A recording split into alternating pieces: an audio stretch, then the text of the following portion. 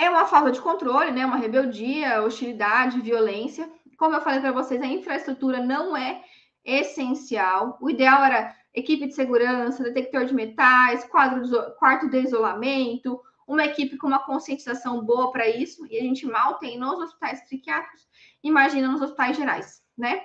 Então, os diagnósticos psiquiátricos mais comumente associados com esse comportamento agressivo são os transtornos de comportamento disruptivos, que é o que a gente falou do TDAH, o TOD, né, o transtorno opositor desafiante, desafiador, e o transtorno de conduta, né, que a gente tinha conversado. Os transtornos de humor também podem apresentar esse comportamento agressivo ou com uma irritabilidade associada à depressão ou à mania, as intoxicações e também nos casos de transtornos de desenvolvimento, ou com retardo mental, um autismo a gente pode ter também, alguns transtornos psicóticos e outras afecções gerais, como, por exemplo, um paciente com TCE pode se apresentar agressivo e agitado.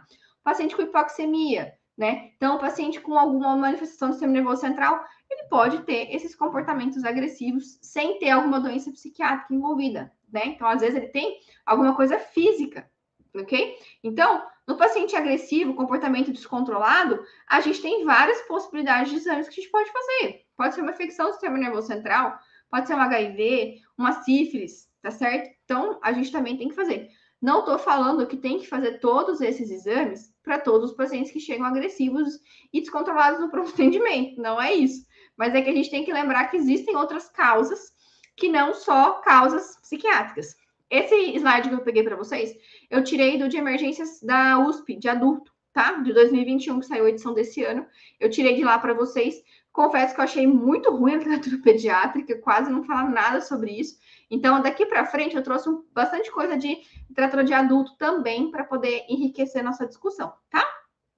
Então, o ideal aqui, um paciente agressivo, no primeiro minuto você não veja se é hipoxemia, se é hipoglicemia, hipertermia ou hipovolemia, que são os 4Hs, né? Nos primeiros minutos, faz uma gaso com eletrólitos. Na primeira hora, considerar a tomografia de crânio, rastreio de infecções, insuficiência hepática, renal, tira toxicose, pode ser algum problema endocrinológico, tá certo? Então, não pensar também que tudo é decorrente de doença mental, a gente não pode esquecer das doenças físicas, tá? Então, aqui tem vários gatilhos para a agitação, gatilhos e causas, né? Para essa agitação e agressividade. Dá um print da hora aí para vocês anotarem, tá? Mas tem aí, desde mania, que eu falei para vocês, uma depressão, ansiedade, transtorno de personalidade, o autismo, né? Esse aqui é mais para adulto também, não concordou com o seu diagnóstico, com a sua terapêutica, pode ficar agressivo com você. Algumas doenças físicas, TCE, encefalite, doenças metabólicas, doenças da tireoide, por exemplo, dor, né? O paciente pode ter uma dor intensa e começar a ficar mais agressivo, intoxicações, fatores psicológicos, estados fisiológicos. Quem nunca teve uma. Eu não cheguei a ficar agitada, é agressivo, né? Mas a gente sabe que com fome, com sono, ninguém é muito legal. Então, isso pode também ser gatilhos desencadeadores, tá certo? Eu com fome, rapaz, meu marido que sofre, tá? Então, manejo, como que a gente faz? Primeira coisa, são 3 técnicas que eu vou falar para vocês. A primeira, lógico, vai ser verbal de apaziguamento, que é essa que eu vou falar agora para vocês. Aí a gente tem a contenção física, se ela não resolver, e se a física não resolver, a gente tem a contenção química, que são as medicações, tá? Então, a gente tem que dar espaço para o indivíduo, a gente não deve bloquear as saídas, deixa sempre a porta aberta, mas nunca a gente ficar encurralado. Então, a gente tem que ficar entre o paciente e a porta, tá certo? Para a gente, caso precisar sair, tá?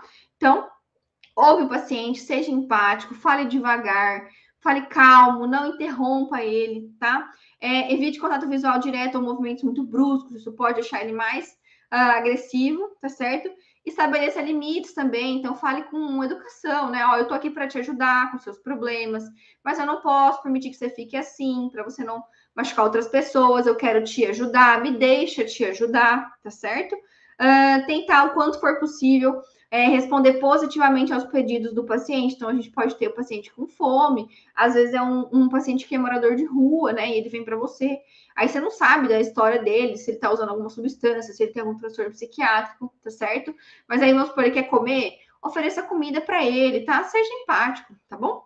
Evite críticas e discussões com o paciente e nunca leve pelo lado pessoal. Não é pessoal com você. A menos que você tenha feito alguma coisa alguma coisa ruim, não sei, né? Mas assim, geralmente com transtornos psiquiátricos o problema não é com você, tá bom? Aí eu trouxe para vocês aqui que eu achei bem bacana. Esse aqui é do ProImped, tá? Ele fala sobre um protocolo em relação aos pacientes autistas, tá?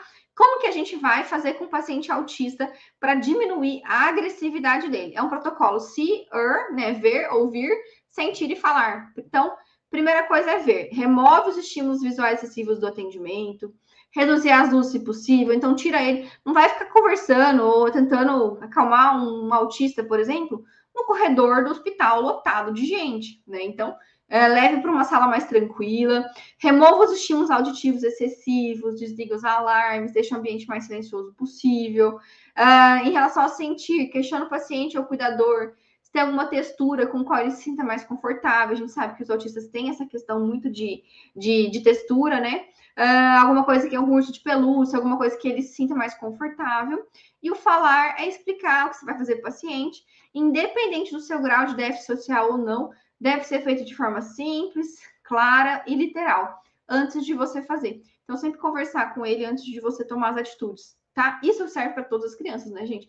Aí tem mania de sair já, levanta a camiseta, vai ver no abdômen. A gente sempre tem que conversar com a criança antes, independente, e explicar o que a gente vai fazer. Isso vai facilitar muito a sua consulta, tá? Aí eu vou falar para vocês um pouquinho depois como que a gente faz a parte química dos pacientes autistas, tá?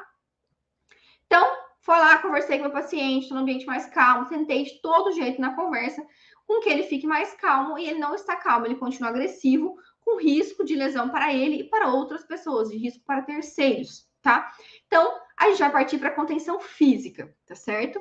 Existem várias formas, você pode fazer de 4 pontas, em que é só os membros, você pode fazer de 5 pontas, é membro e tronco, se não me engano. Então, você tem vários tipos de contenção que você pode fazer, de preferência com faixas de tecido que são macias e confortáveis, então a gente usa lençol, né?